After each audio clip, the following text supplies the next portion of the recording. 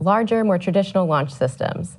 It amounts to just a handful of transportable trailers, you'll see in this graphic coming up, which are key to our system's unique mobility.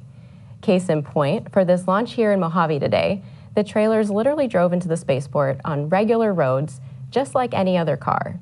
Then we hooked them up to the rocket for loading and fueling and other pre-launch operations. The cool thing about this process is that it can be replicated at other launch sites worldwide. Once we cut back to the Hammerhead camera, see if you can figure out what each trailer does.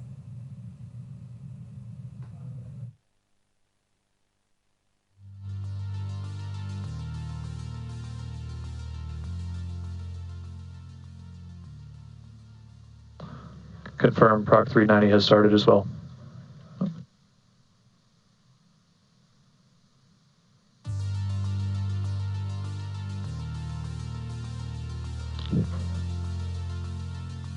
Already on control. We're currently evaluating Payload warning. Copy already.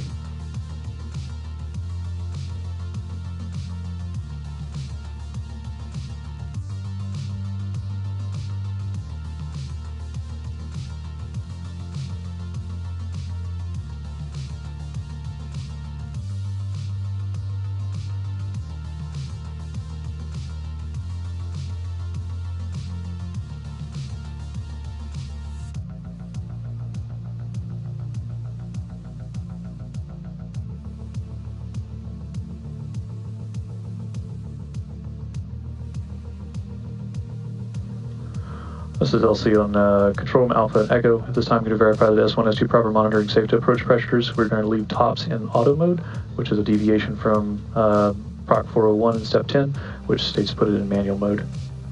S1 prop Wilco. That's prop Wilco. Copy, thank you. And verifying all auto sequences have been stopped at this time. Confirmed all autos have been stopped.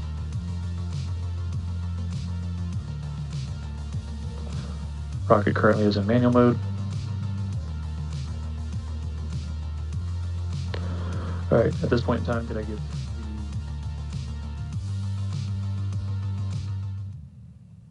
To give a quick update from the MCC, the cameras that you've been watching at the Hammerhead been showing a lot of the filling up of the rocket. They're about to get a lot busier. We're going to have our red team, or what we call internally our wolf pack, go and approach and start disconnecting the rocket, as well as having our flight crew step onto the airplane. So keep a lookout and expect a few more people joining the show today.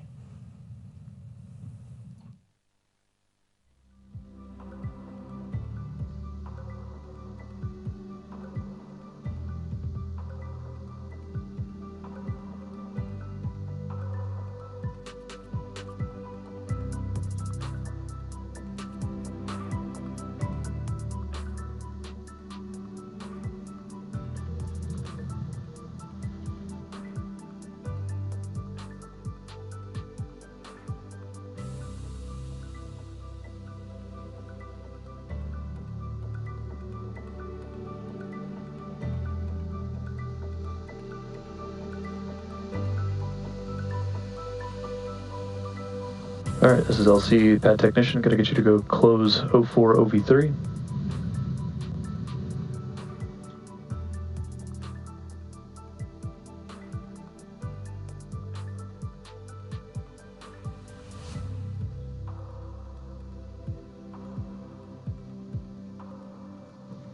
Early plane control room, gas pipe manual valve states are set. Proc 299, step 34. Copy. Seaplane and control room, set KPIs to commit takeoff.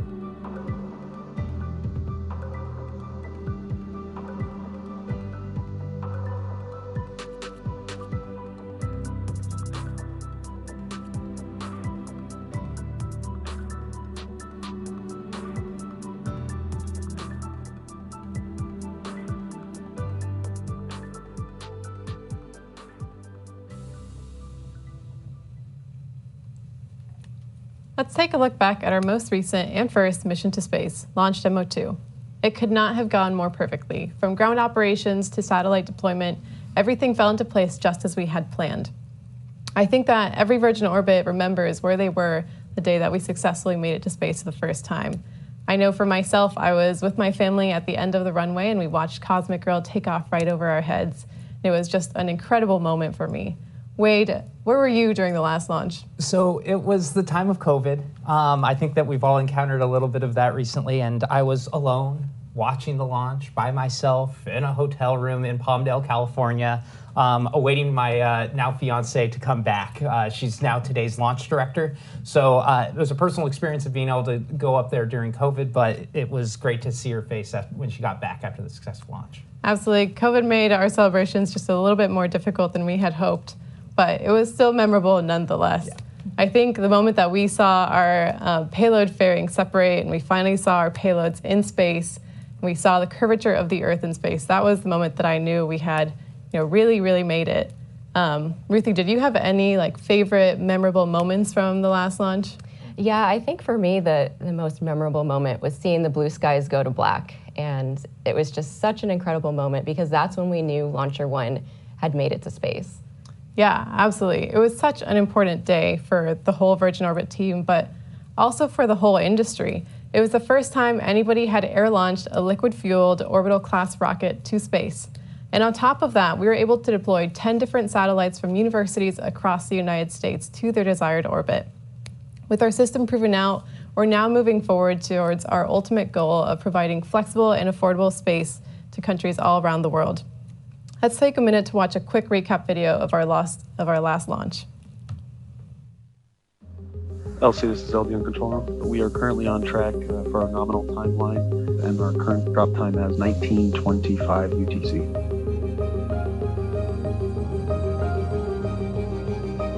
Plane and controller on flight crew has been boarded the aircraft. Cosmic Girl, this is Orbit Base. You are go for takeoff. Copy, go for takeoff. Altitude 3000. Cosmic Girl is starting the turn to the inbound. Flowing now. Release. Release, release, release. Disignited. Confirm Newton 3 engine startup. Max Alpha, Chidi. Stage set, brake wires broken. Newton 4 startup complete. He's recovered and we are now returning to base. Bearing, brake wires broken. LauncherOne's in space. Mauritius has confirmed acquisition signal. Payload separation confirmed.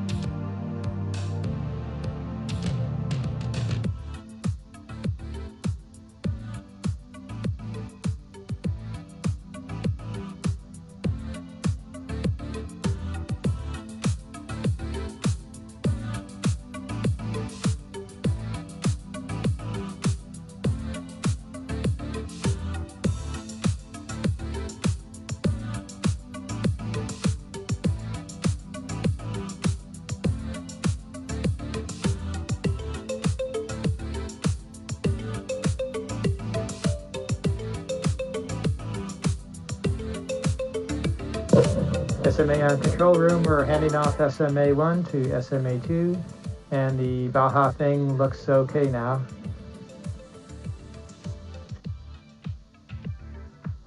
Cover the SMA.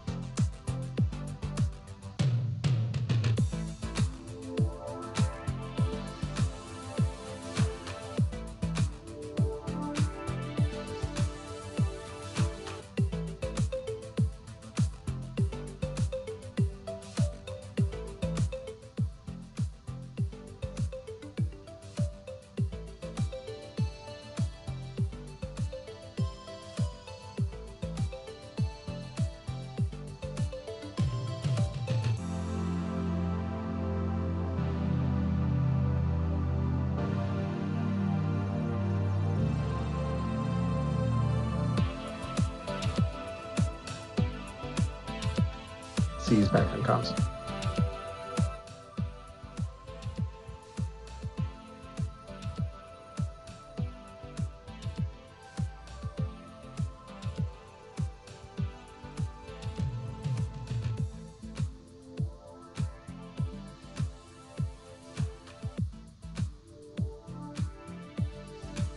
Got SMA2 on comms on control room. Welcome, SMA2.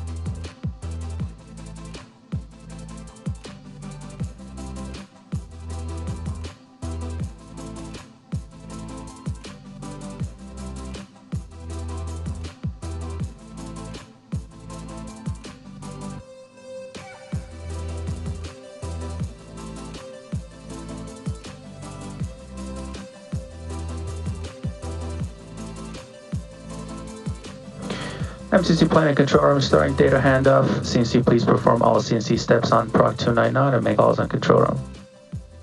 CNC copies on control room. Step 6-1, system link is open, and plane Marvin and plane deep flight memory load nominal.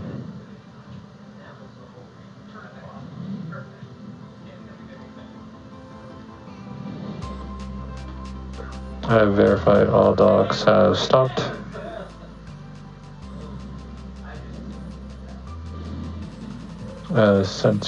Video streaming is off. Expected fail. Panasonic station is active and not broadcasting.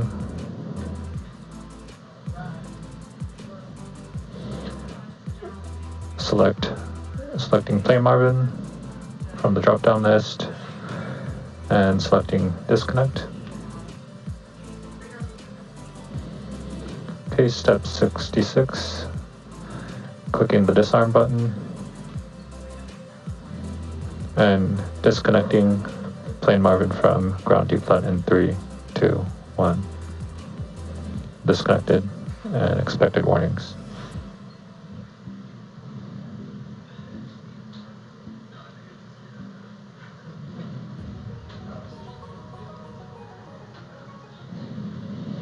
Okay, step 69, selecting data to Panasonic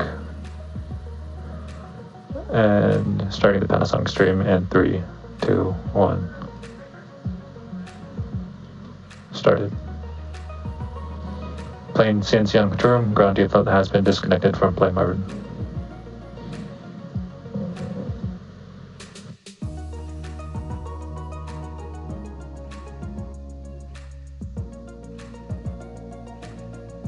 Expected warnings.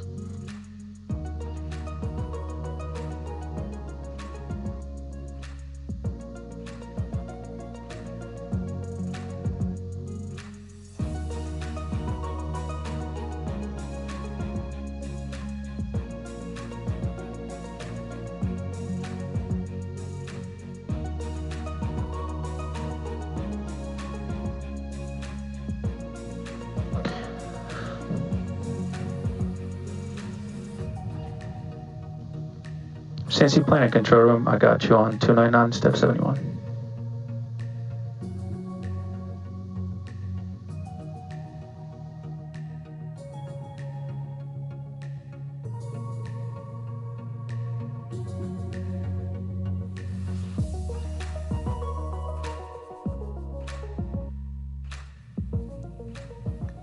Today, Cosmic Girl is piloted by our Chief Test Pilot, Kelly Latimer, and our Chief Pilot, Eric Bippert.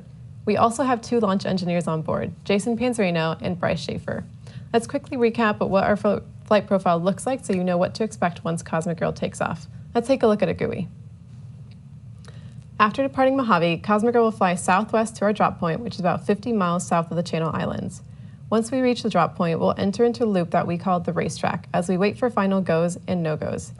During those go and no-go polls, our console operators will be double-checking the health and status of the entire system tip to tail. Cosmic Girl's first lap around the racetrack is just a cold pass, giving us an opportunity to verify winds are good and that we have a strong S-band connection for telemetry. This is also when our Autonomous Flight Safety System, or AFSS, will confirm that we have the right conditions to send LauncherOne into orbit. After that, we'll commit to our terminal count autosequence, which lasts about 15 minutes. After terminal count, LauncherOne enters drop ready mode and is totally autonomous. As we pass the drop point again, Kelly will pull Cosmic Girl up into a pretty sharp pitch angle, about 30 degrees, to point LauncherOne skyward before she manually releases the rocket. You'll know she's dropping the rocket when you hear her say, "Release, release, release." After release, the rocket falls for about 5 seconds before the main engine, Newton 3, starts up and accelerates the rocket through the upper atmosphere. Anyone who's watched a rocket launch before knows what happens next. The first stage will detach after it runs out of fuel, and then the upper stage engine, Newton 4, on our rocket, will ignite to complete the last bit of the journey to orbit. This is the first time Chief Pilot Eric is helming Cosmic Girl since joining the team last year. Let's watch a short video to get to know him. Yeah, my name is Eric Bippert, and I was recently hired as the new Chief Test Pilot. I learned to fly and got my private pilot's license at the age of 18. And then after college, I commissioned into the Air Force and went to pilot training. I did pretty well in pilot training. I was able to get my first pick of flying C-17s to Charleston, South Carolina. And while there, September 11th hit, and I ended up flying a lot of the initial combat airlift operations into Afghanistan and later Iraq. After that, I became an instructor pilot at the C-17 schoolhouse. And there I instructed literally hundreds of students how to fly the C-17, and I found that to be really rewarding. After that, I went to Air Force Test Pilot School, and I ended up spending the last 10 years of my career all at Edwards Air Force Base. I'm also no stranger to dropping very large and heavy objects out of airplanes. I've airdropped everything from the Orion space capsule to a record 85,000-pound airdrop of a NASA Ares rocket to even a live ballistic missile. Overall, I've flown 49 different aircraft, and Cosmic Girl is going to be my 50th. So I think that's going to be a pretty cool milestone for me. I mean, launching rockets into space, I don't think I can say that without having a little smile on my face. And really, in addition to that, the team here is awesome, and I really believe in what we're doing, you know, across the full gamut of, you know, small satellites to, you know, benefit science and education and, you know, connectivity, national security. The list really goes on and on. This is the kind of job where I'm going to be able to walk home every day with a smile on my face.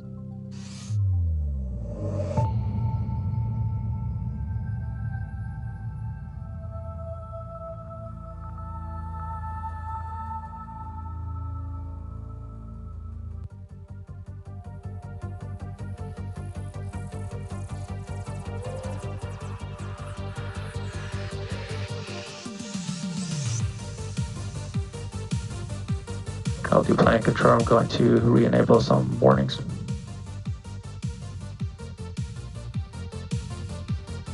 Cover that plane.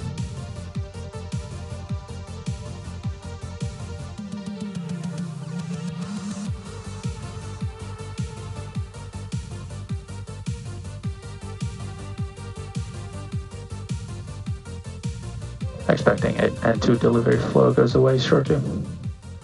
Understood.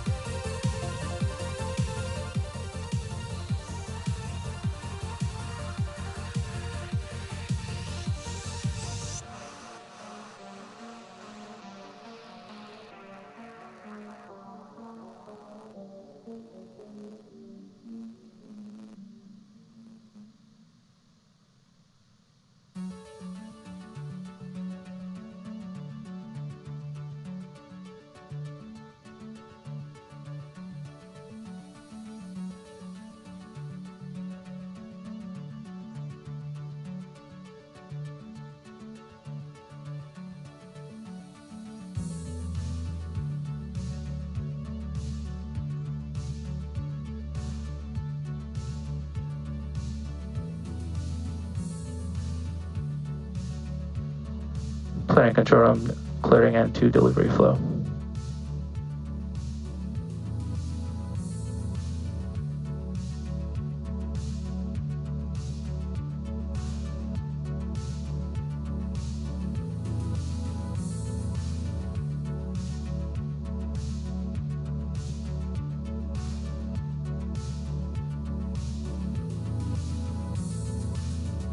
IT Mojave on comms. Welcome back, IT Mojave.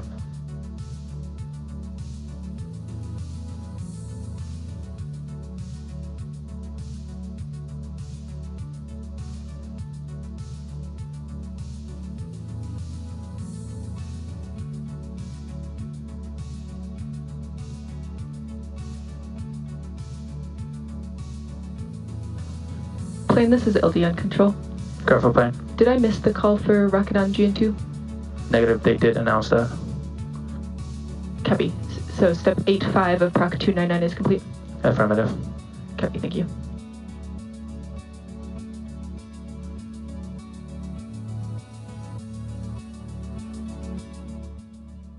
Welcome back, everyone. Sustainability and environmental stewardship are top priorities for Virgin Orbit, and our commitment to sustainability also extends into our launches. Our air launch platform allows us to minimize the environmental impact to surrounding areas. Most traditional ground launch bases are actually on protected wildlife reserves, and our air launch allows us to use existing airport runways, which avoids construction and impact on wildlife and fauna.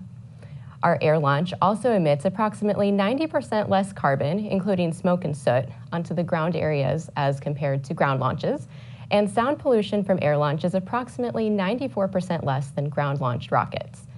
On top of that, Virgin Orbit will be offsetting the carbon emissions from this flight by investing in regenerative agriculture projects around the globe.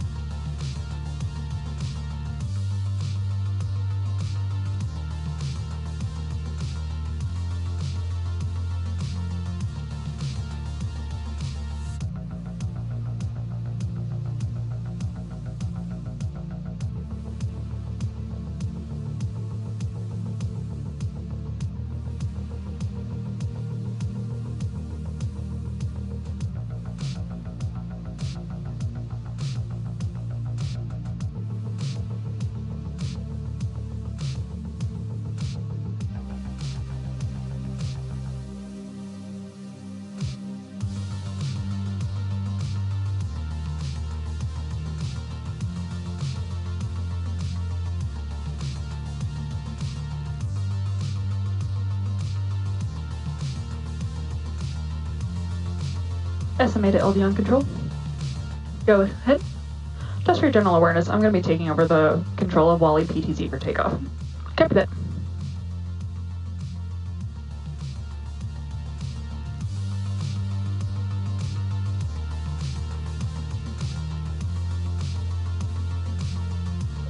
Terminal plane and control, can you meet me in plane?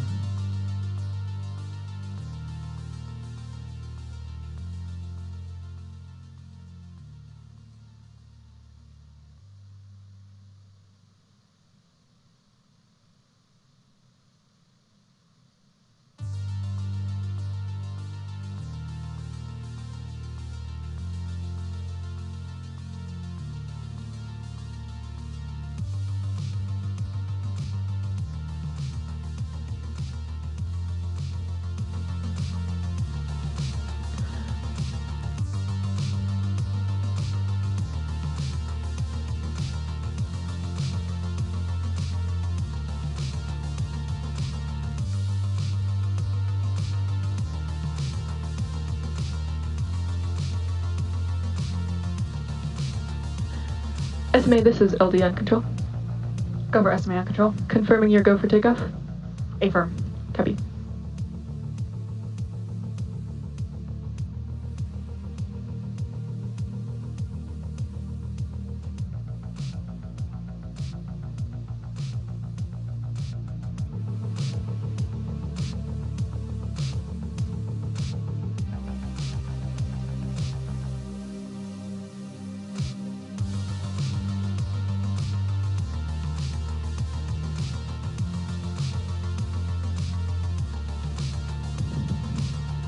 LCCD on control room, we are go for takeoff. Copy that, C. Thank you.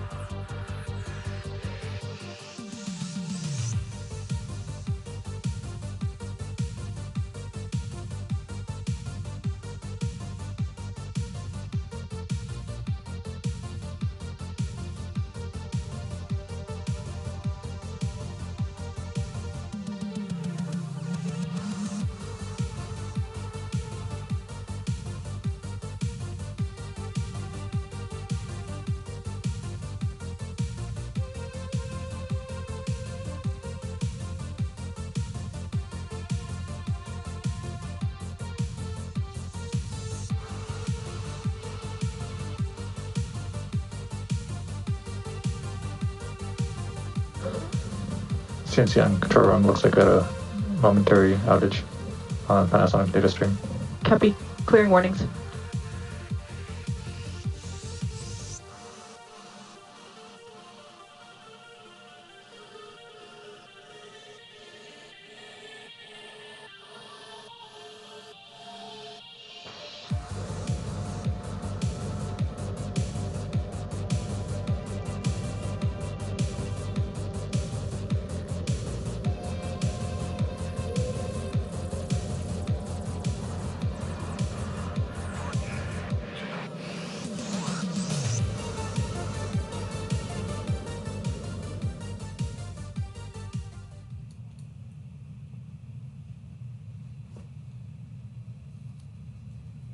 All right, everyone, as you can see, Cosmic Girl is being towed to the end of the runway.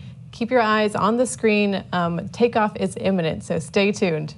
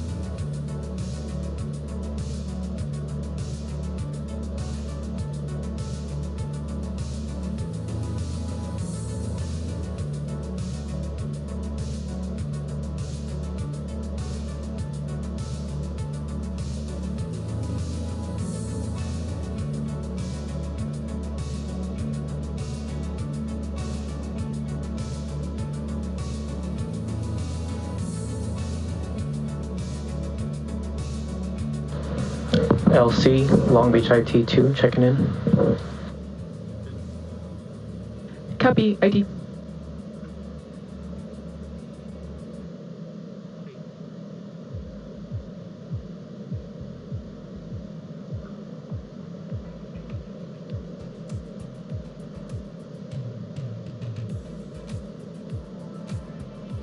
Orbit base, LE1, board 107, has run to completion. Copy, board 107.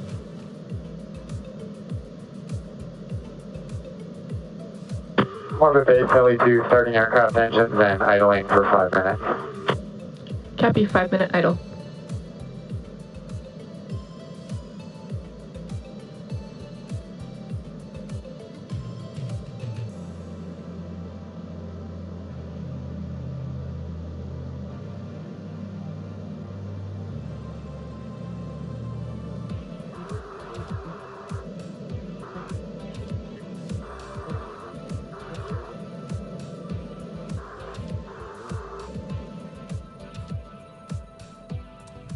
All right, everyone, what we just heard over comms is that the Cosmic Girl is going to start doing a 5-minute idle of the engines. Basically, we're warming her up so that when we fly, everything is already checked out and good to go. So things are getting really, really, really exciting. We're going to be taking off quite soon, so stay tuned, keep watching the screens, and we'll be wheels up in no time.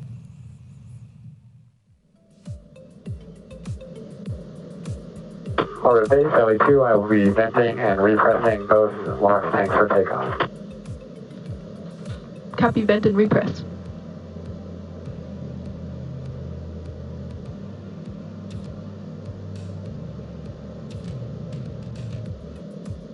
Engine 2, nominal start.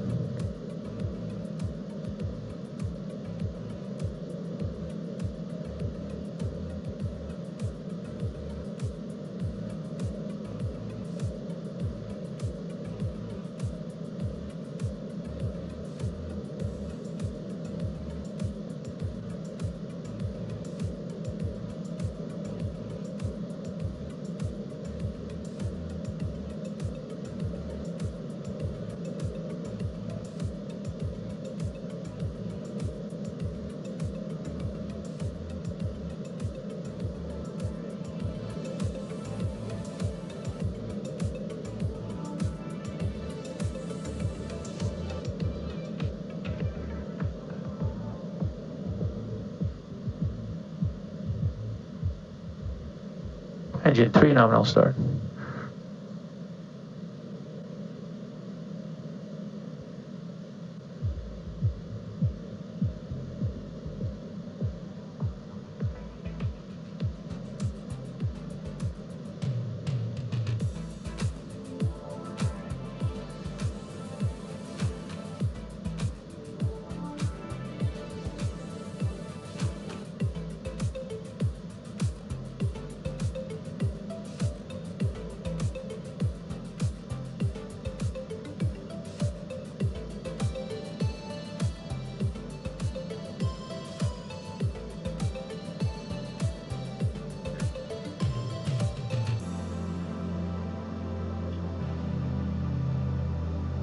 And engine 4, nominal start.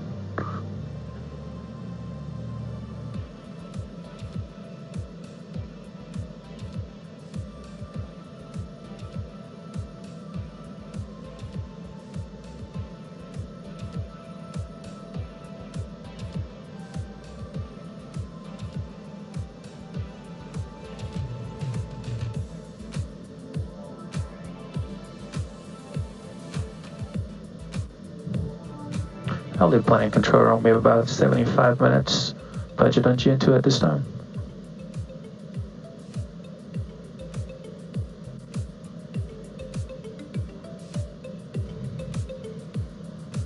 Plane, was there a call for LC on control?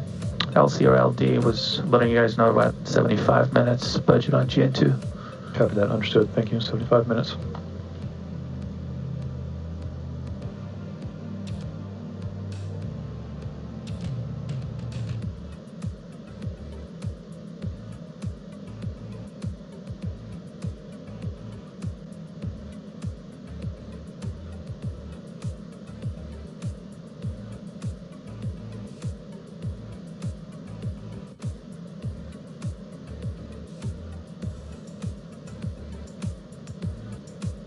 Orbit base, LE1 high-speed data recording initiated.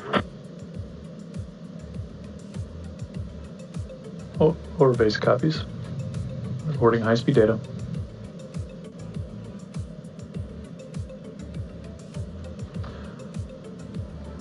Cosmic Girl Orbit base, verifying that you've loaded the S-band on mode file.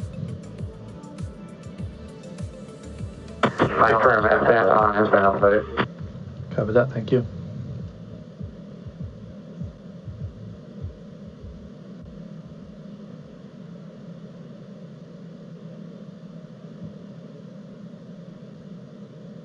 And we are beginning taxi now. Orbit base copies, begin a taxi.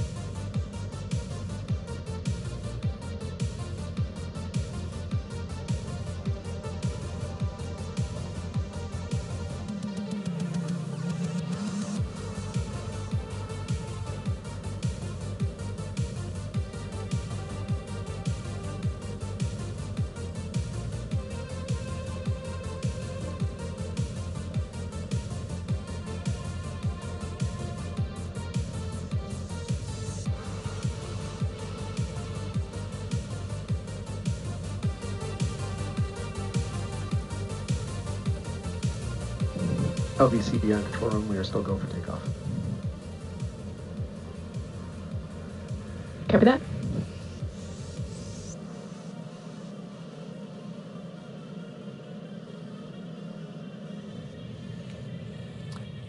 All right, everyone. We've heard that we are go for takeoff. We are go for taxi. You can see Cosmic Girl moving right now.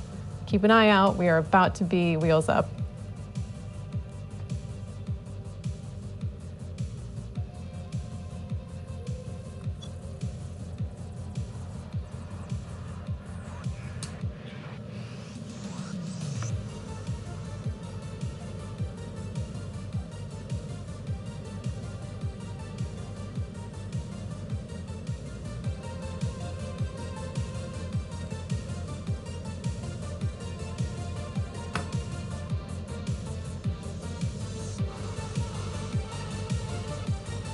Orbit base, LE2, are you still go for takeoff? Go for takeoff. We are hearing goes for takeoff across the board. This is LDX. Can you go to anomaly 1? Like 30 of them right on the hillside moving that way yesterday, and like 10 popped up at once. And I was like, ooh. And then they said today is supposed to be dry lightning all day. And most of the storms, they're coming up over the Sierras and moving out that way along the Nevada border.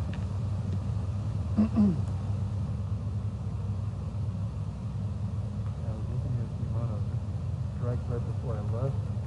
Like it was like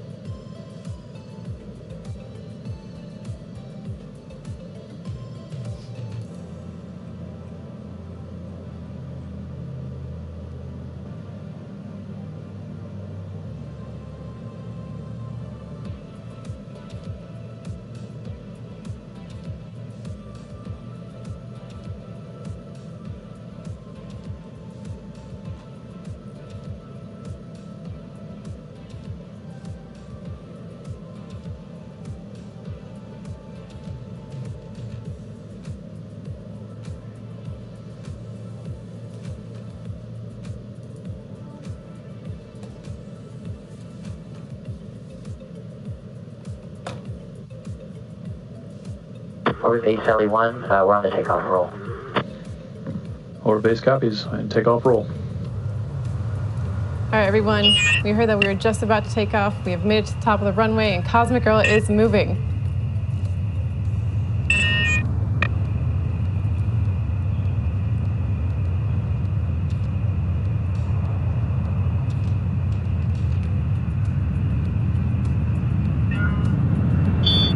Lots of excitement here. Here goes Cosmic Girl. And yes, we are wheels up. As a reminder, we're flying out to the Pacific to our drop point, which is 50 miles south of the Channel Islands. Right now, Mission Control is monitoring the rocket to ensure all of our systems are healthy through this takeoff, through this flight. In particular, we're keeping a really close eye on temperatures to make sure the mission is still running on time. We want to still make sure that our liquid oxygen is as cold as possible for our mission.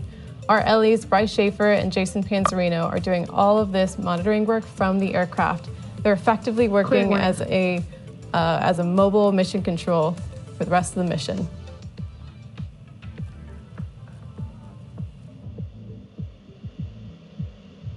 Altitude 5,000.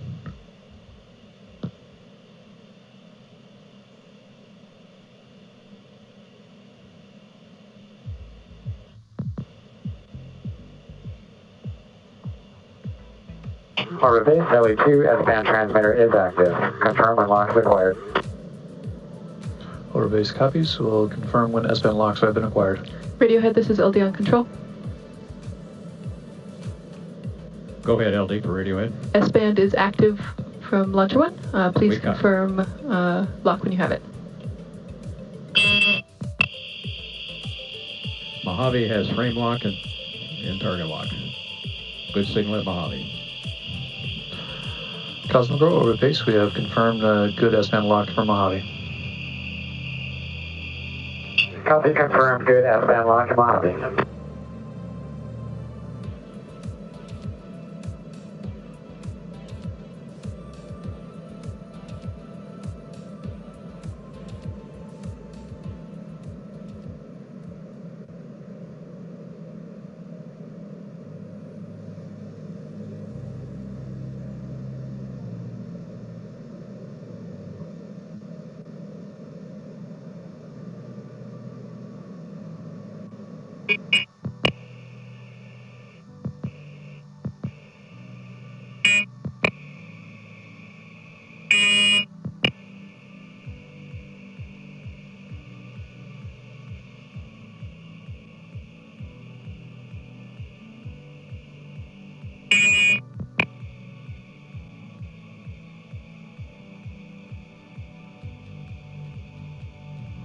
Altitude 10,000.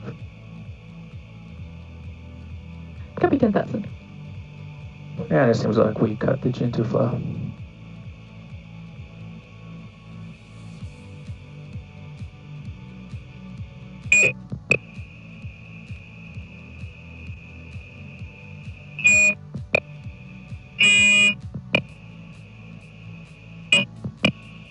LD, we can go ahead and disable anti-delay flow.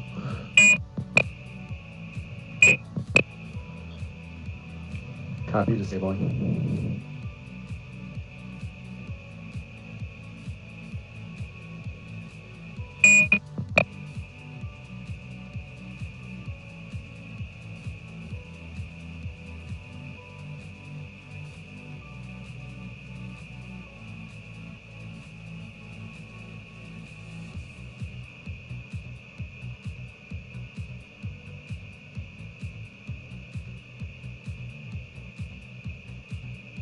Orbit base LE1 rocket cavity purges on bleed air. Orbit base copies, cavity purge on bleed air. Thank you.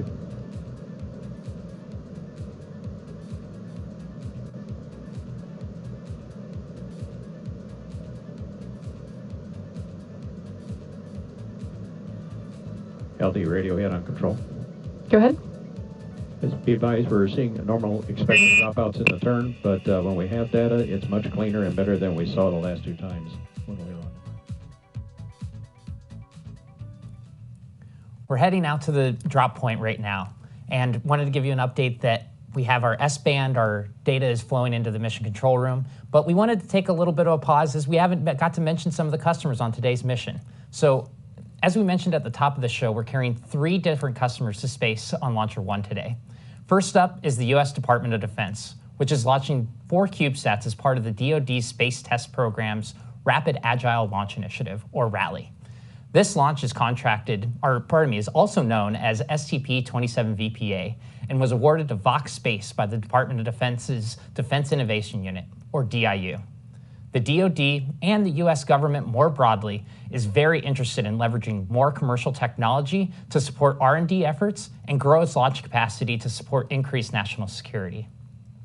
Our second payload is a CubeSat called BRIC-2, built by ISI Space for the Royal Netherlands Air Force. This is actually the Netherlands' first ever military satellite, so this is a big step forward for their space program. BRIC-2 will serve as a testbed for a variety of communication experiments and also demonstrate how small satellites can provide a meaningful contribution to the country's military operations. Last, but certainly not least, LauncherOne has on board 2 satellites from the Polish satellite company Sat Revolution. These 2 CubeSats, called Stork 4 and Stork 5, or Marta as Stork 5 is affectionately known as, will be the first satellites placed into orbit for the company's Stork constellation. Once deployed, these satellites will collect multispectral, medium-resolution imagery for agricultural and energy customers in the US, in Poland, and abroad. So with those great customers, we also wanted to send you a little bit of a video and a little bit of insight on who we are at Vox Space and Virgin Orbit.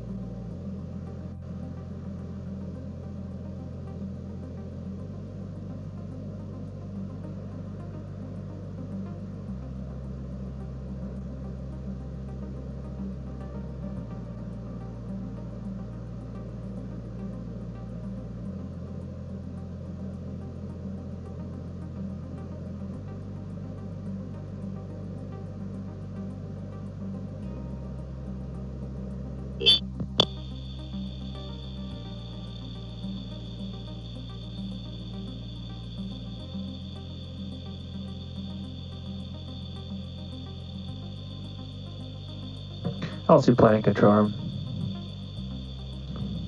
Go ahead. Just checking with you if we get a comm check on VHF. Would you like us to respond or you would like to take over? I can take the call from VHF. I'll make sure it's active.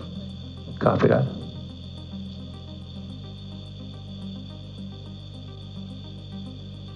Verified I'm on VHF at this point in time, plane. Copy that, sir.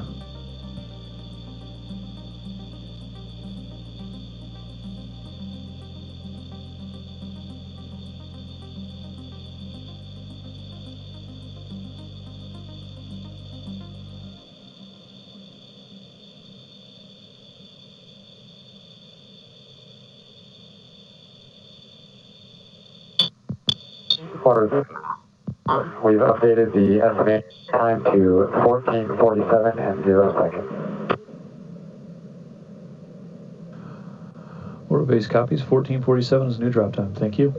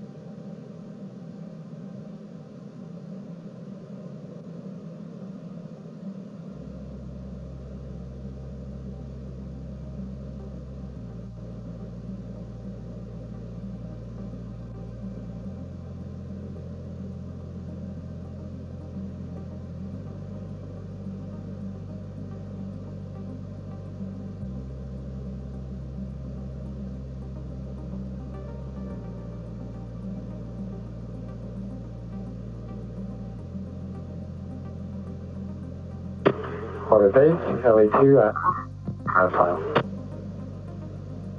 Cosmic Girl Orbit Base, could you repeat your last? The mission mode file has been uploaded. Orbit Base copies last. Thank you.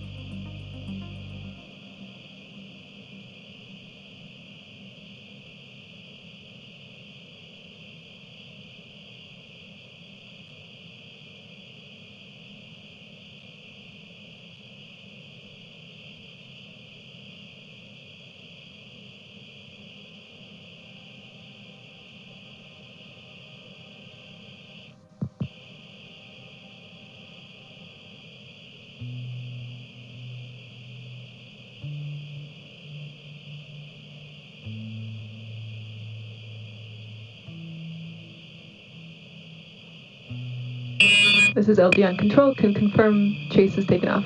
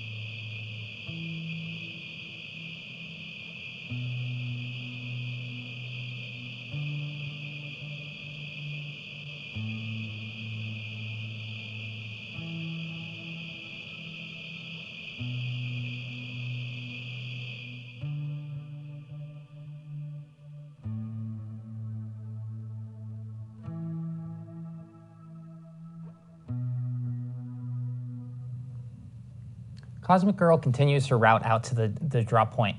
And we gave you an overview, top-level overview of some of the customers on today's flight, but we also wanted to bring some of them directly to you. And to join, we have one of our anchor customers for today's mission from the Department of Defense's Space Test Program, or STP. We have the director, Colonel Carlos Quinones. How are you doing this morning, sir? I'm doing great. It's great to be with you guys today. Awesome. I see that you're joining us from Mojave Air and Spaceport. How's it going up there this morning? It's beautiful morning here. It's a lot of excitement. We were just about to see the aircraft take off, and the crowd was pretty excited about seeing the aircraft moving closer to do our first launch. So a lot of excitement on our side. That's excellent to hear. So can you tell me a little bit more about the DoD's Space Test Program? Absolutely. So the DoD Space Program has been around for a long time, over 50 years. And the purpose of the program is to demonstrate emerging technologies in support of development capabilities for our joint warfighter. And particularly, we take early capabilities, early technologies, and we demonstrate that those technologies can support a operational capability or can support the development of the science and to go after a specific capability. So we are been doing this in support of the Department of Defense for a while, as I mentioned. And we particularly do 4 things. We actually do our mission design. We do the spacecraft procurement for some cases. We do integration and actually integration for launch vehicles and then space operations as needed. All right, that's awesome. You're up to a whole lot there. As a part of this one, you had a procurement through the Rapid Agile Launch Initiative. Can you tell us a little bit about how that might have been different or what that is? Absolutely. So in about 2017, we received a congressional kind of mandate to go and explore how we can help the enterprise by adding to the a small launch piece of the launch enterprise.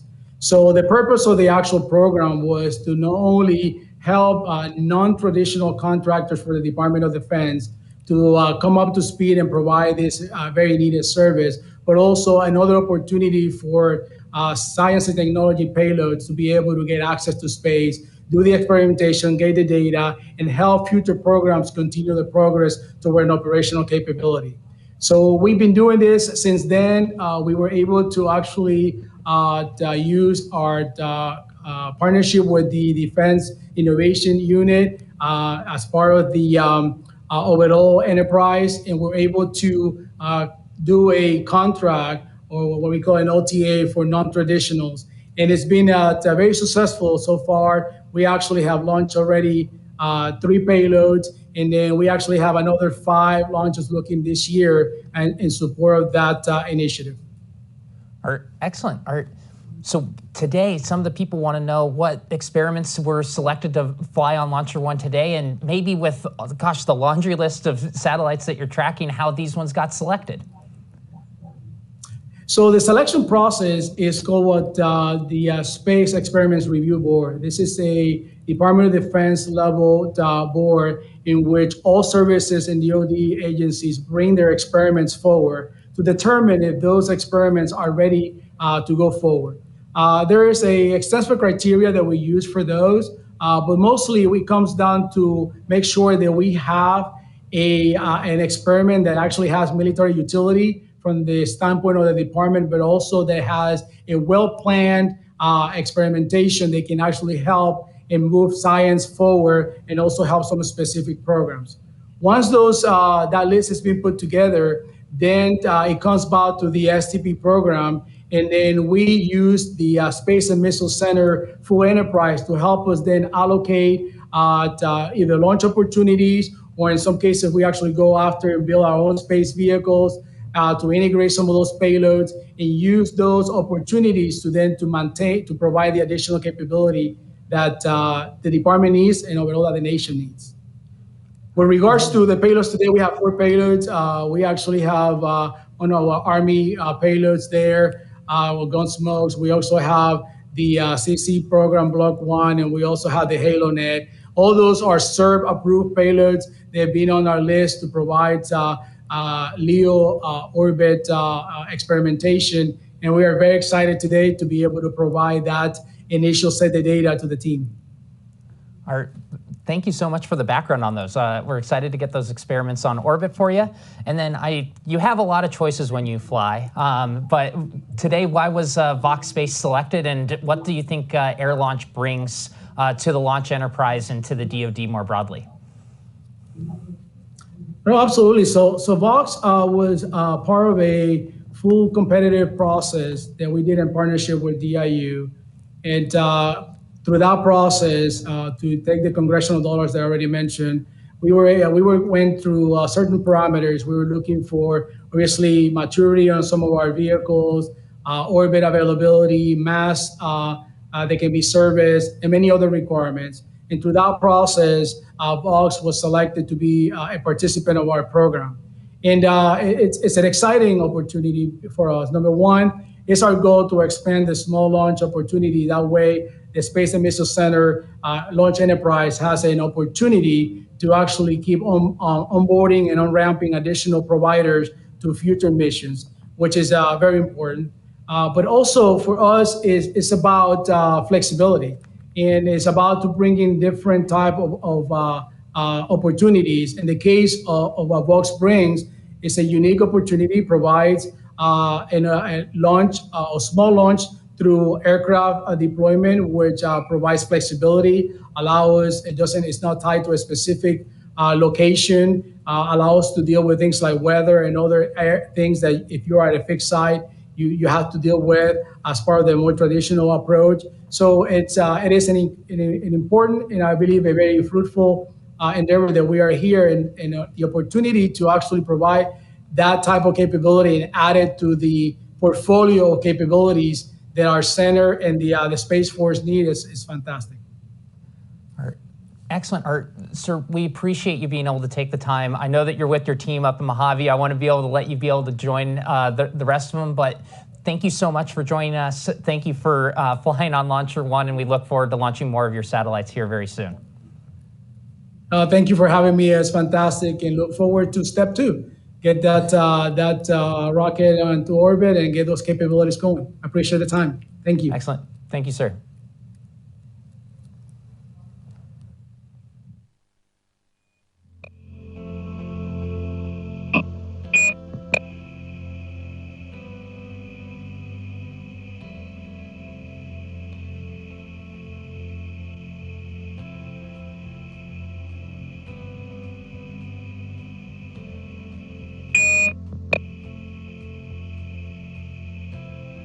Over base, Cosmic Girl 01 is over water. Over base copies, over water. Thank you. And over base, could we do another VHF check here? Copy that, heading over to VHF.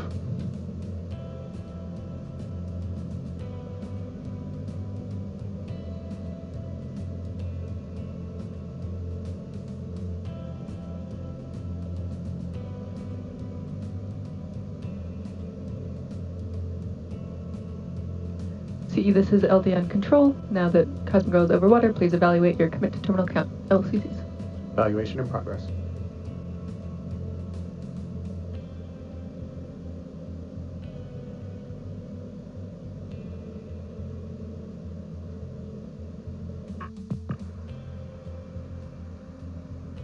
LCE on control room, we are go for terminal count. Copy that, CE.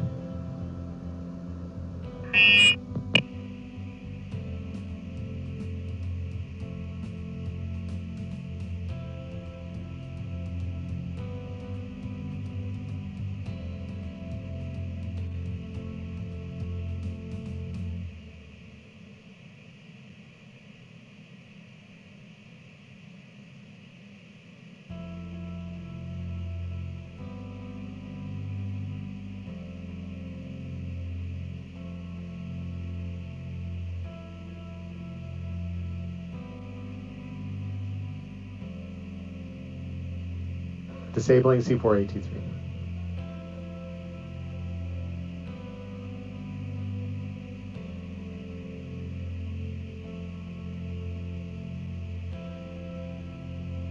Cosmic Girl orbit base, we're currently tracking no issues at this time.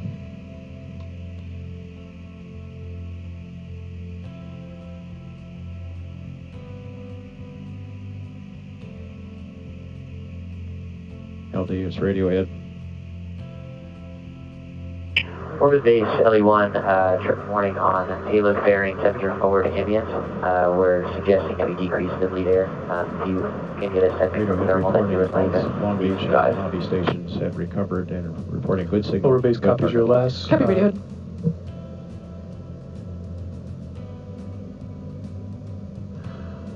Cosmic Girl orbit base, what is the number you're intending to go to?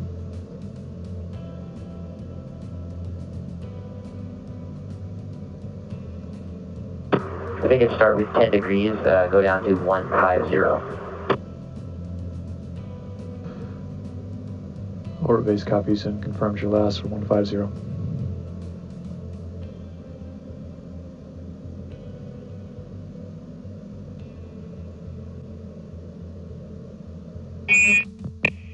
LA's on plane Honeywell. Thermal and payload advised that that sensor is towards the front and got relocated to the diffuser. Expecting a slightly higher temperature than the rest of the payload. Okay to leave bleed air at the original set point. Copy, we'll leave bleed air as is. LE1.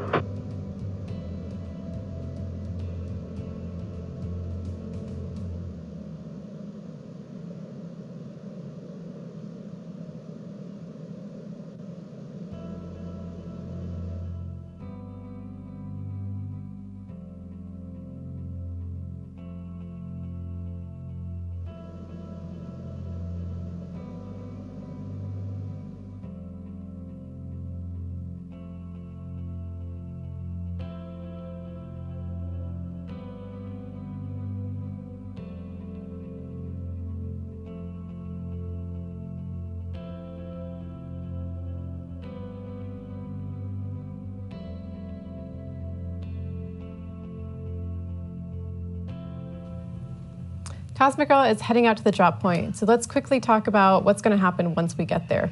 We have a graphic to show you all. All right, so if you're looking at this graphic, the mission is moving from left to right. The first thing you'll hear right as drop happens is Kelly saying, release, release, release. And then 3 seconds later, we're going to have our PST ignition, which prepares our propellants for our main engine. 2 seconds after that, we'll see MES, or main engine start, where a Newton 3 engine will make LauncherOne pitch up and go to space. As we accelerate in the atmosphere, we'll be increasing the loads to our system. And as we reach our max acceleration, 5 Gs, we're going to throttle down our engine to protect our payloads from those high loads.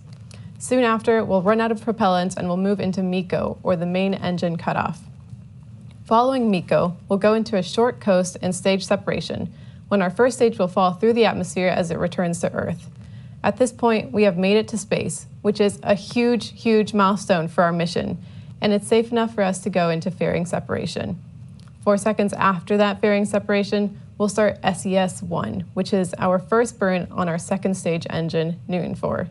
Newton 4 will burn for about 6 minutes before it goes into another coast for about 30 minutes. This burn put us into our transfer orbit, which is the intermediate orbit that will ultimately put us into our final orbit. While we coast along our transfer orbit, we're going to go through what we call a barbecue roll, where our rocket will spin to make sure we are evenly heated on all sides. On the side that's in the shade, it can be negative hundreds of degrees, so we just want to keep it even on all sides. Once we've reached the apogee of our transfer orbit, we're going to begin SES-2, the second burn of our second stage engine. This burn is only a few seconds long, it's about 4 seconds, and it will put us into our final orbit. This will be so exciting for us because we can then release our payloads and our mission will be complete.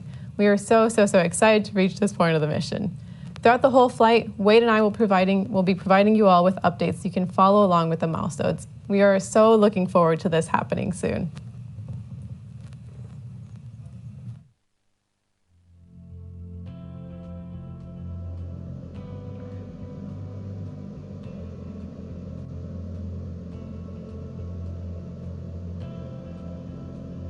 SMA, this is LD on control. Go for SMA on control. Are you go for terminal count? SMA is go for terminal count. Copy that, thanks.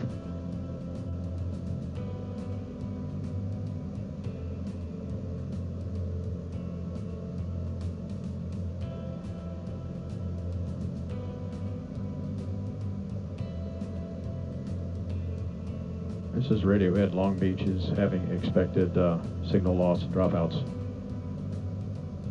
Copy, expected loss at Long Beach.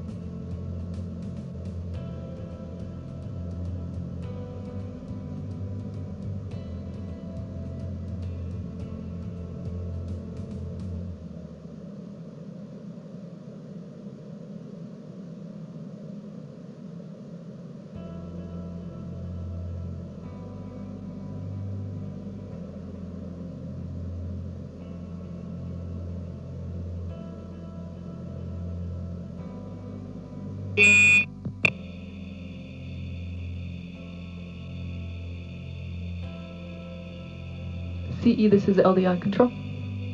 Go ahead, LD. Confirming you're still go for terminal count. Affirm, still go. Copy that. LEs, this is LD on plane Honeywell. MCC is go for terminal count.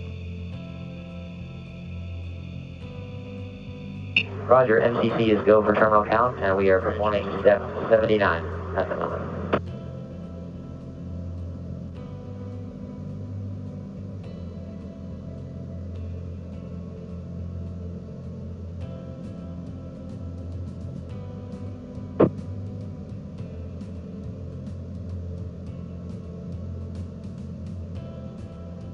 And we're base Cosmic Girl, we are 30 nautical miles to the cold pass. Orbit base copies.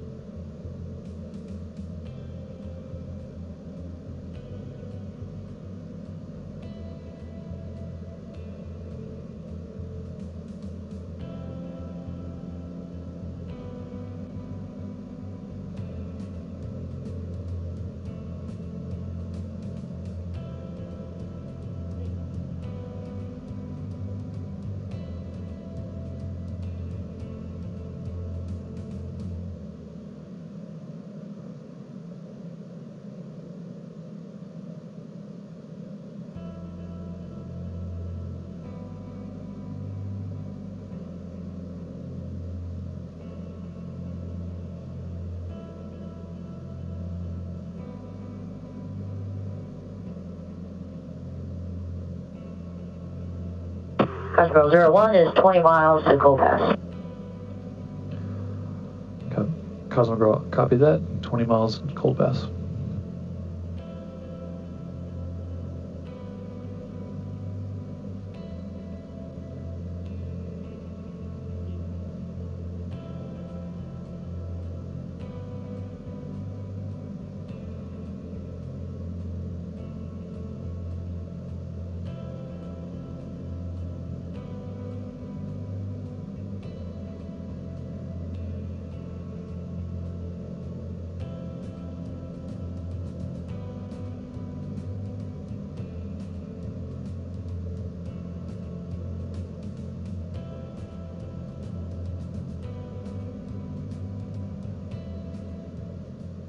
Orbit base LE2, we are now on step 90 of Prague 300.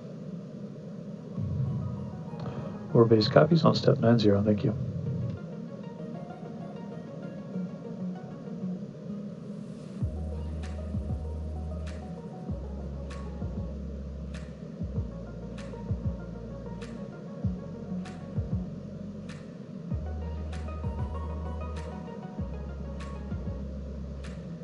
Cosmic Girl orbit base, we are currently tracking. Cosmic Girl 01, 10 miles to cold pass. Copy, tracking, no issue. Recovered. Orbit base copies to 10 miles.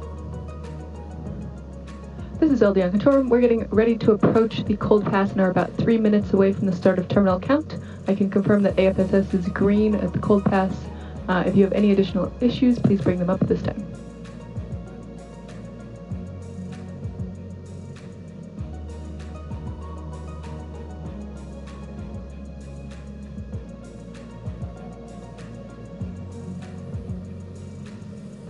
Five miles.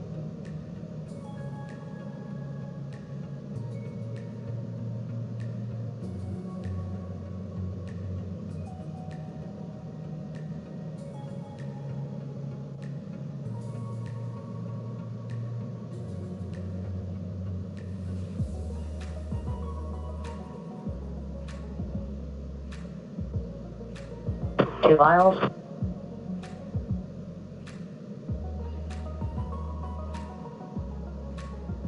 One mile.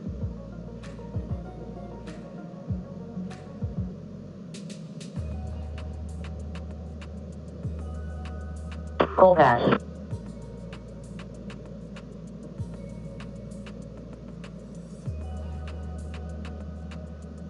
Orbit base, Nelly 2, AFSS is green at the drop point. Orbit base copies, AFSS green at drop.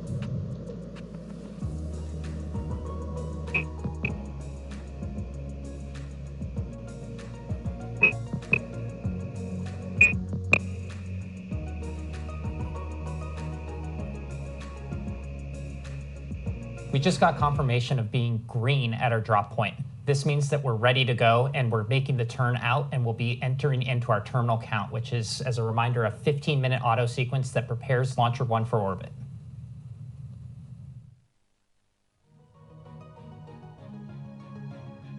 One minute until terminal count starts.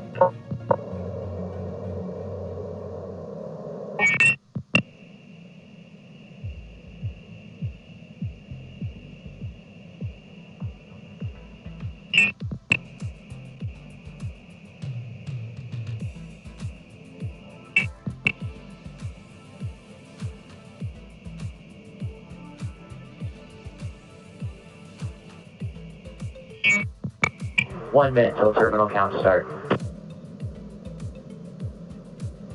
1 minute from terminal count.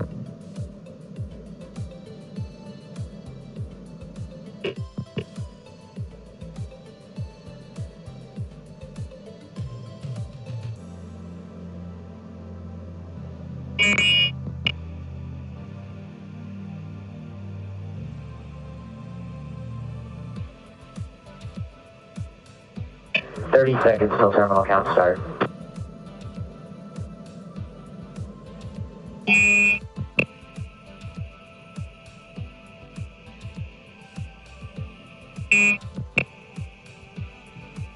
TM is seeing expected dropouts in the turn at both stations. Copy, expected 10 drop. seconds. 5, 4, 3, 2, 1. Terminal count auto sequence initiated. Orbit base copies, it's confirmed auto terminal count has been initiated.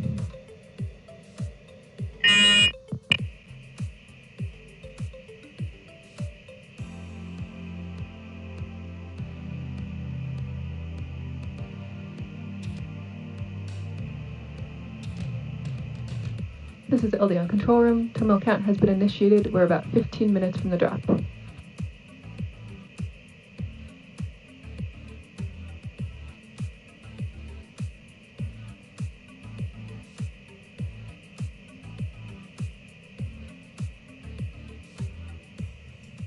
As we just heard from the control room, we've entered into our terminal count sequence.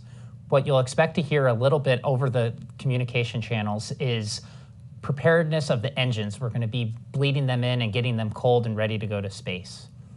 The LD has also confirmed that we're 15 minutes out from drop.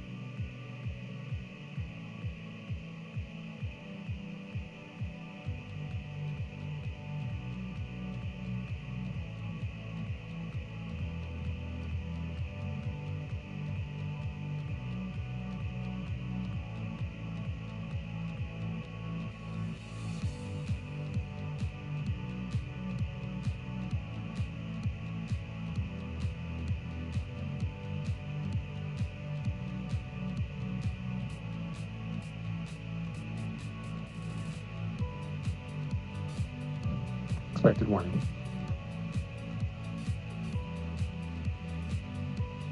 Cleared.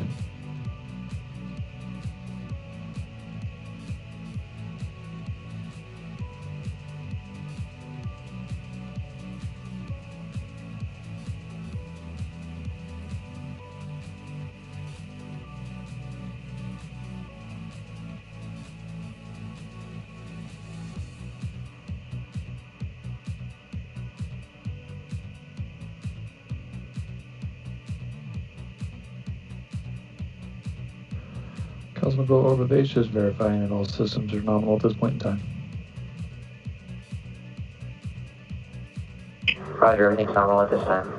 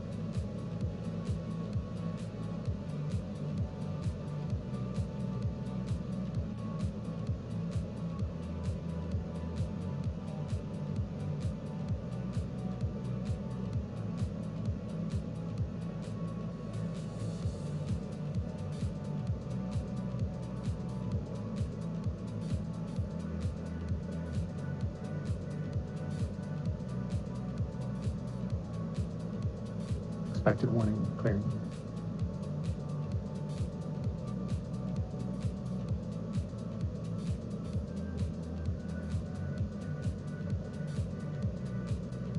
Orbit Base, LE2, we've had a momentary warning on S1 DPSTNK. Please advise it's kind of been riding the balance throughout the whole flight. Orbit Base, copy, stand by, we'll get you a quick answer. This is Rocket, good to proceed. Good to proceed. Orbit Base, Newt 3.1 has begun chilling. Newton 3.1 engine chill has begun. Orbit Base copies, Newton 3, chill and beginning. Expected warning on S1 fuel diff, good to clear.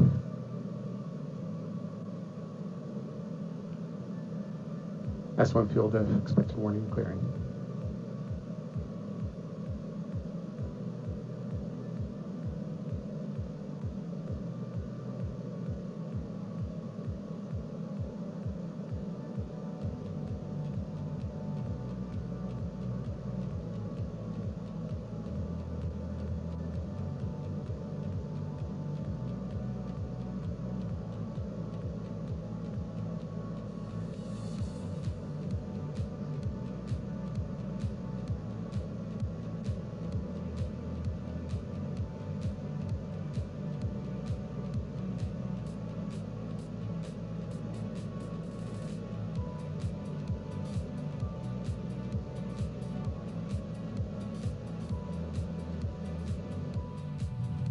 We just heard that Newton 3.1, the first stage engine, is beginning its engine chill-in.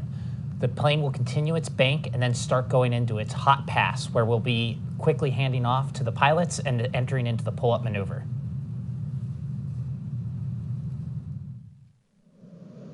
S2 tanks are at initial pressure.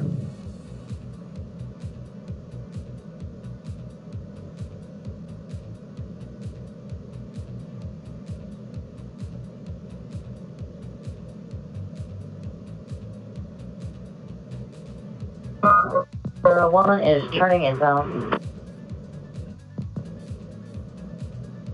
TM is seeing expected dropouts in the turn.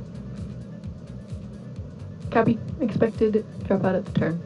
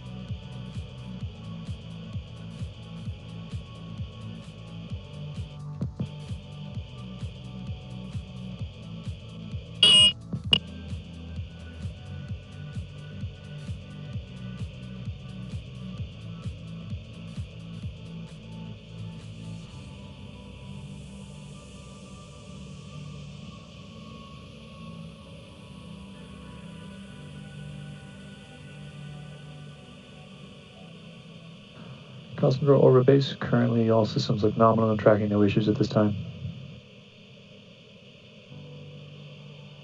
Copy, tracking, no issues at this time.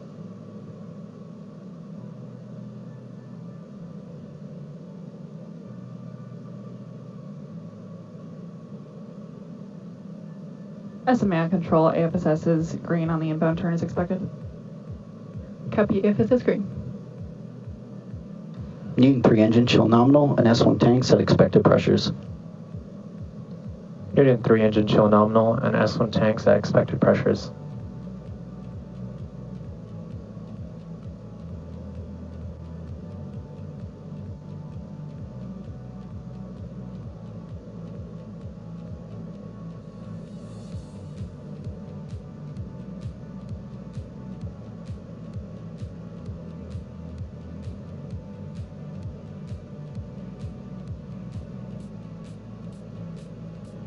For base Heli 2, confirm S-band launching pads.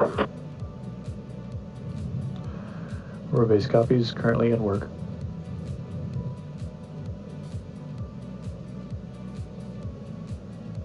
TM stations have recovered from their intermittent, and both Long Beach and Mojave have solid lock and solid signal. Cosmic Girl orbit base confirms solid lock on S-band. Copy, solid lock. Radiohead, please be ready to switch from Panasonic to S-band data in the MCC once the release call is over, plane Honeywell. Radiohead, rogers that.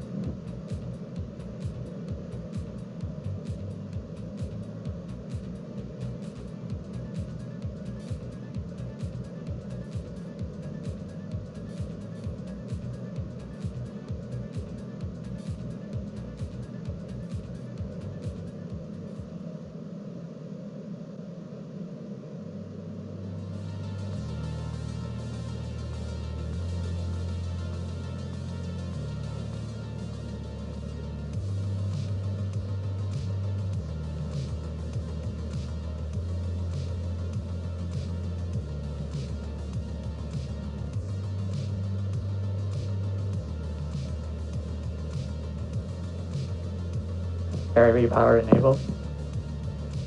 Battery power is enabled.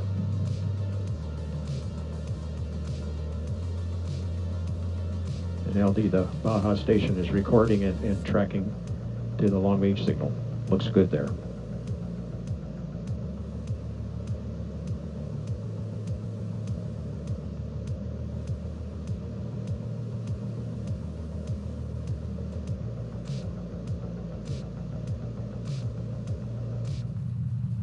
We have confirmation that we've gone to internal power on the rocket. We are now in the hot pass and will be accelerating into the pull-up maneuver. Right on internal power. Cosmic Girl, accelerating to 0.85. Aircraft S-band and AFSS confirmed go.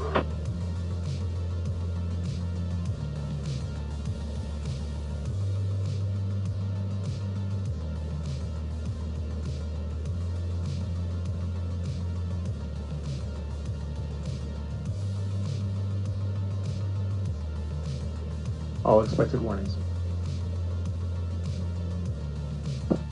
Disabling. Rocket systems look nominal.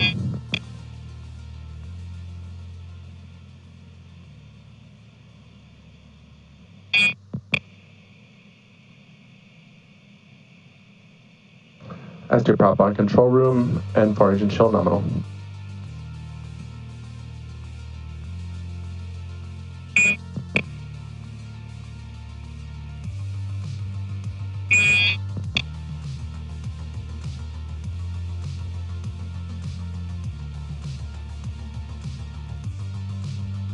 LD on control, 1 minute from drop ready.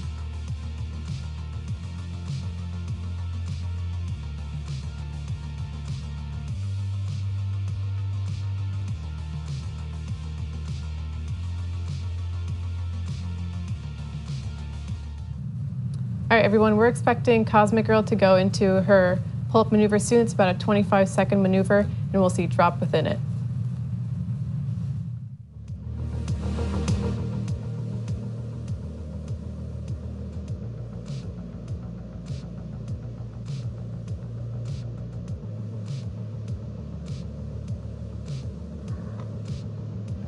Rocket on plane Honeywell, please switch to GN2.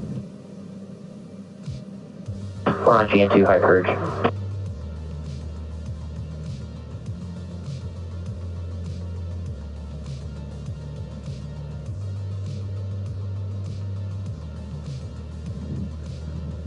Good to proceed with launch.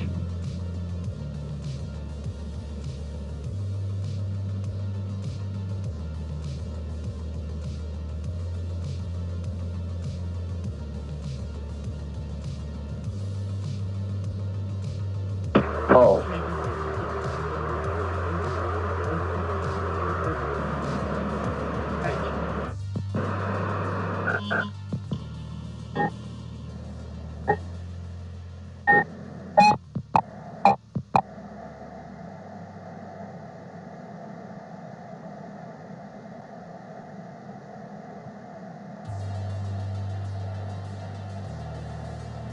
Release. Release confirmed. Release has been confirmed. PST is ignited. Newton 3 startup confirmed. TM source switch to S-band.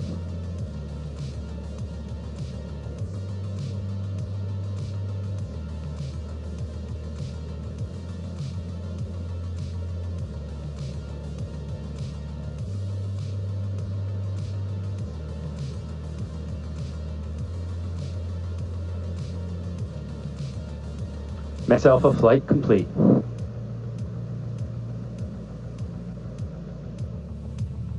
We've had successful PST ignition, engine start, pitch up, and have passed max Q. Cosmic Girl orbit base. Stage 1 burn nominal. Verified stage 1 burn is nominal. Max Alpha is complete.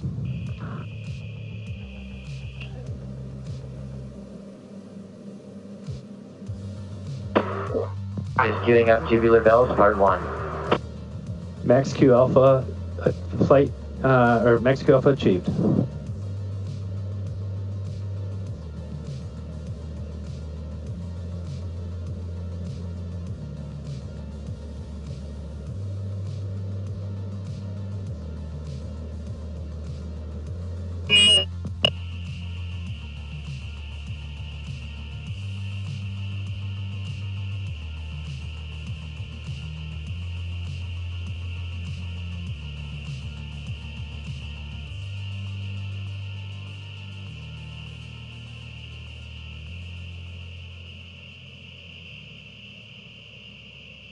Stage 1 burn nominal.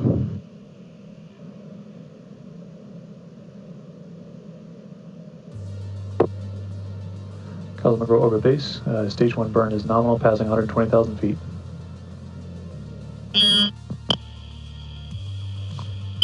Stage 1 PU nominal, halfway through burn.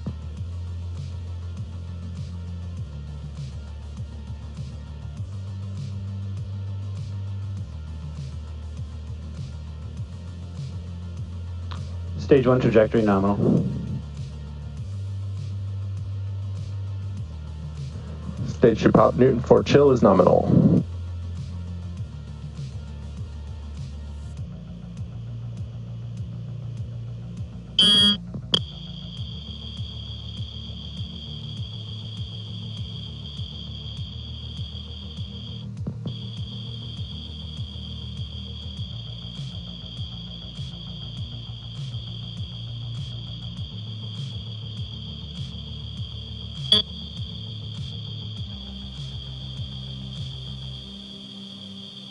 Throttle down commanded.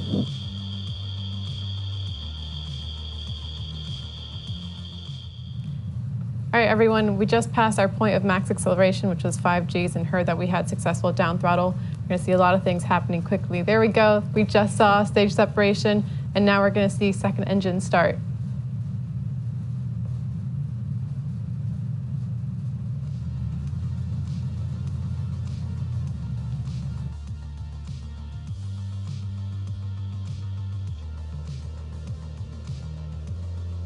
Fairing brake wire is broken.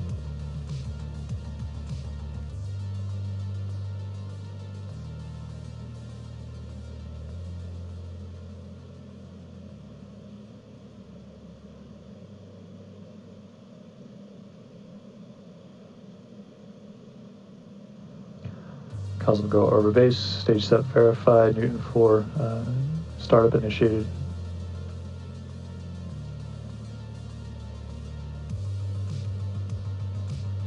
Copy that, LC, let her burn.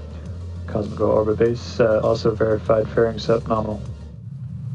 We have confirmation of fairing separation, a video of the payloads on their way to orbit, and Newton 4 will continue to burn for the next few minutes. Copy, Baja. S2 prop, stage 2 burn is nominal.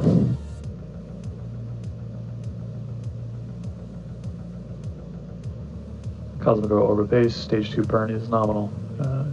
Current camera view indicating payload separation items.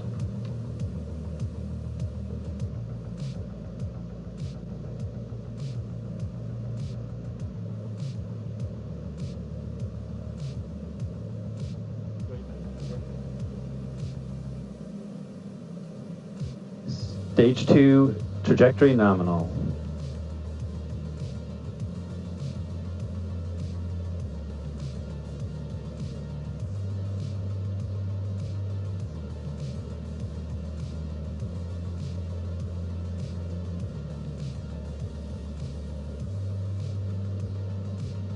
Cosmic Go orbit base, LE1 is going to swap out with LE2, LC2.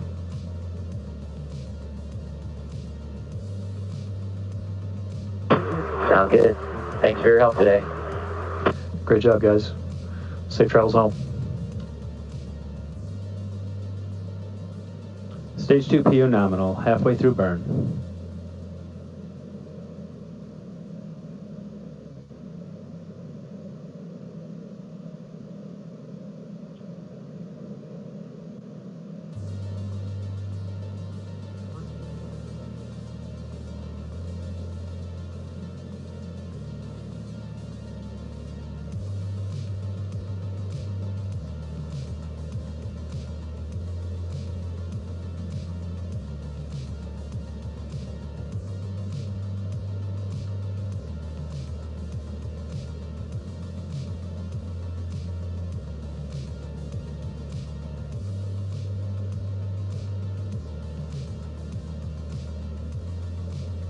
Cosmic Roll Orbit Base, LC2 checking in.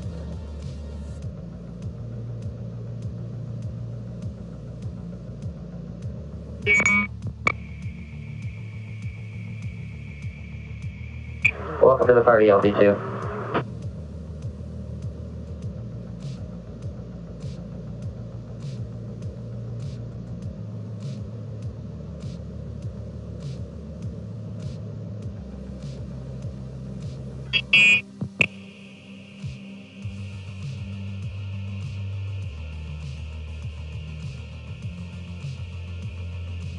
Yeah, S2 prop, S2 is nominal. Cosmic Roll Orbit Base. We're a little less than 2 minutes from SECO. We're level flight in RTB. Base copies level flight RTB.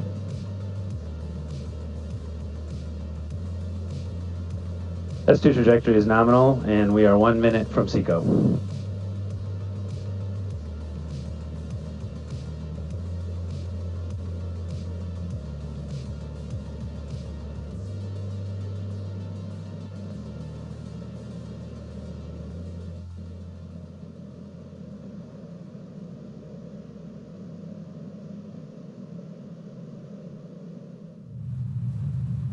All right, everyone, we just heard that Cosmic Girl is heading back to base. Well done to the flight team. You guys did an incredible job. Right now, we are about to hit SECO, second engine cutoff, and we've heard that everything is nominal.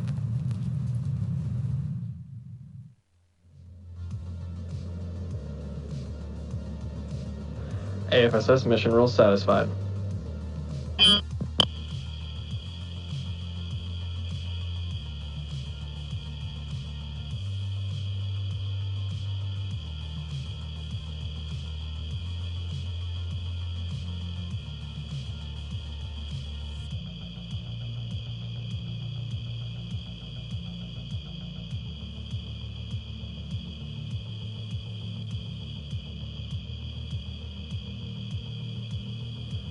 Coast started. Barbecue roll started.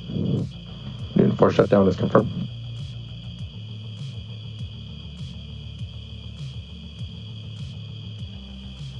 Cosmic Girl orbit base, Newton 4 shutdown.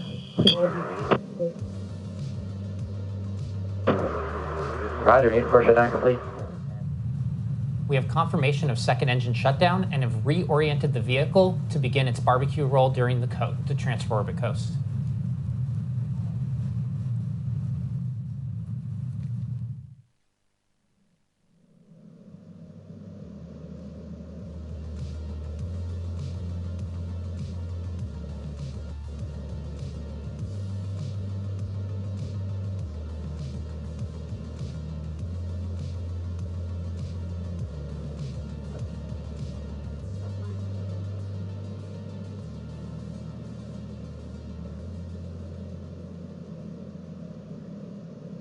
LD, this is Hotline on control room. Master pop copies. Going to let the FAA know that we are okay to release the airspace. Copy that.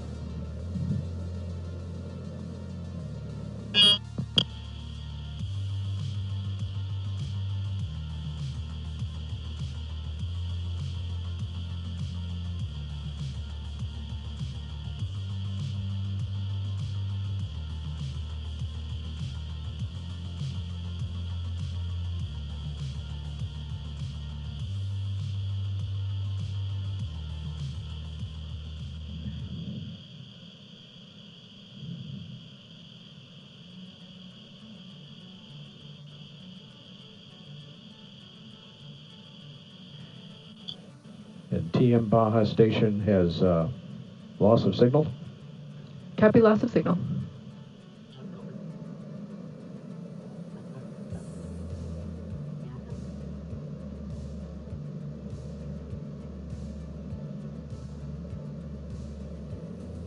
Estimated LD on control, taking back over control of Wally PTZ for visual of touchdown. Copy that.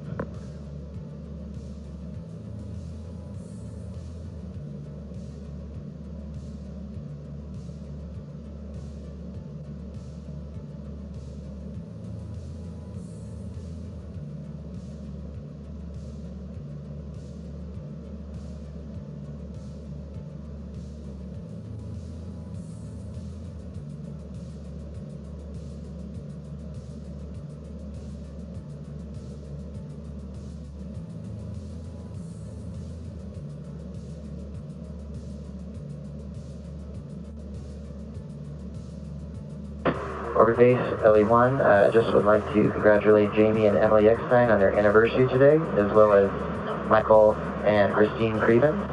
And also Brandon Meehan, I'd like to congratulate him on taking his MCAT. I guess being a rocket scientist just wasn't enough for that guy. Base copies on all the congratulations.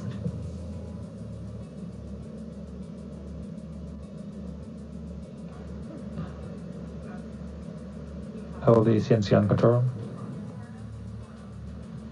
Go ahead. Heading off to second shift CNC. Copy that. Thanks for your service. CNC1.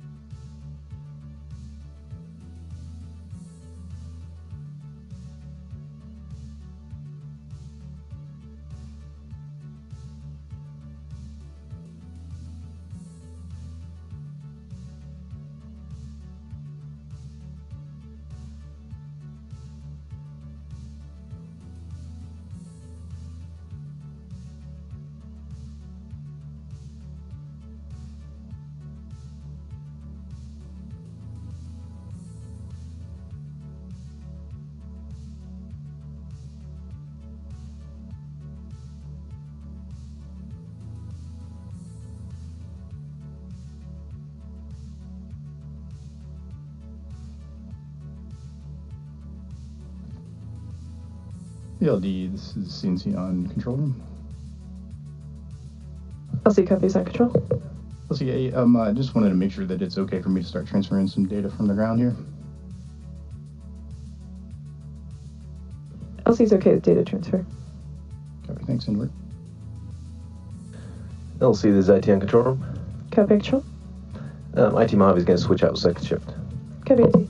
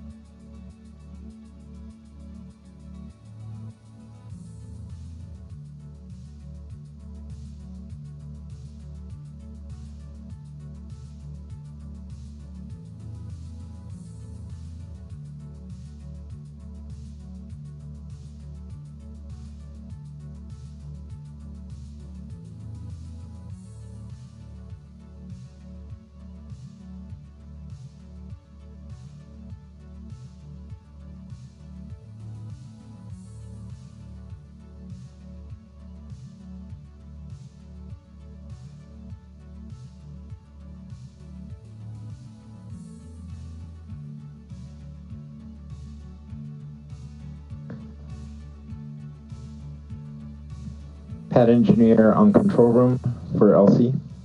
Copy, control. Hey, do we have permission to basically go back on site and save the site? Stand by. LC on control of pad engineer, you do. Copy that. All right, I'll start assembling second shift Wolfpack, and we'll go in. Copy. Can you also let covered 6 know that we're no longer in HazOps? They could take down the roadblocks. Okay, I'll drive by and let them know. I don't have their contact info. Okay.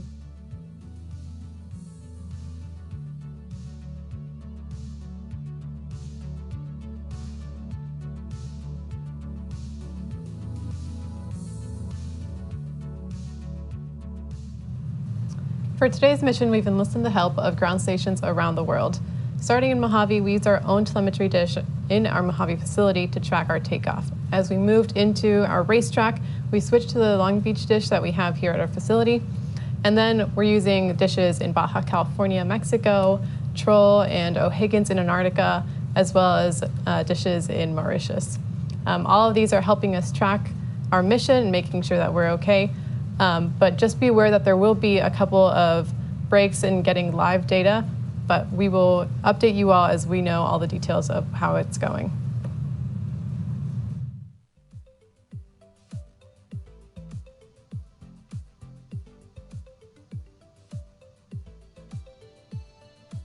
SMA on control. Covered 6 has been notified. They're going to bring down the roadblocks and head back to Hammerhead. Got me on roadblocks. Thank you, SMA.